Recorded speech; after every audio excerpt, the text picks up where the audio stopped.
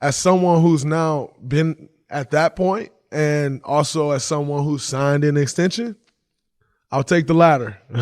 I'll take the latter any day because it just allows you to move that weight off you. Like, you're not worried about what your next move is. And so that definitely changed a lot, for sure. It's neat of me to hear you say that. Well, it's important, all those things. It's important as someone with a wife and 3 children. It's important. You're talking changing schools, potentially changing cities and states.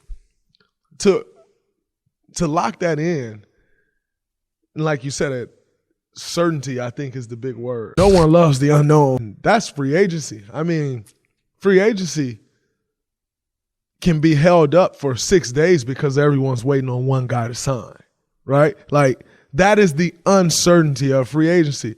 Free agency, the money can dry up in 2 days, as we saw a year ago. Like, you don't know. And so I think for me, when I just got my last contract extension done, I could have waited and got more money. But let's look at that scenario, right? I wait, I don't sign my extension. The Golden State Warriors then go, Steph Curry breaks his hand, Klay Thompson tears his ACL, which Klay's was before I signed the extension, Steph's was after. And then we went 15 games, and I'm up for an extension. We're probably not sitting here in San Francisco doing this podcast today, because here I am going into free agency and with an expiring contract, and we suck. Now, it's the first time we sucked in my entire career here, but we sucked, and it was miserable, by the way. But so imagine I don't sign that extension. I don't secure the money I did. I'm counting another guy's pockets and what this guy got.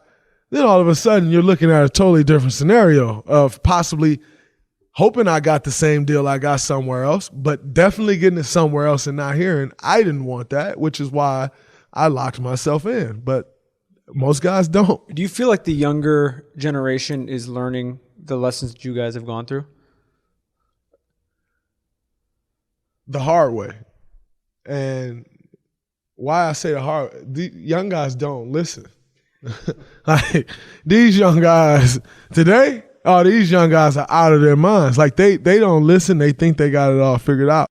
But the reality is these young guys have been living NBA lives since they were in high school. Some of these guys, like, I heard one kid who's now in the league, is hilarious. You got young guys who's still in high school, like, yeah, I only take Uber Black or Uber SUV. And hopefully you don't have to pay this money back because you don't see how that's adding up. And so I just think with these young guys, they think they got it all figured out. And it shows when they play. Like, you don't have it figured all out, my man.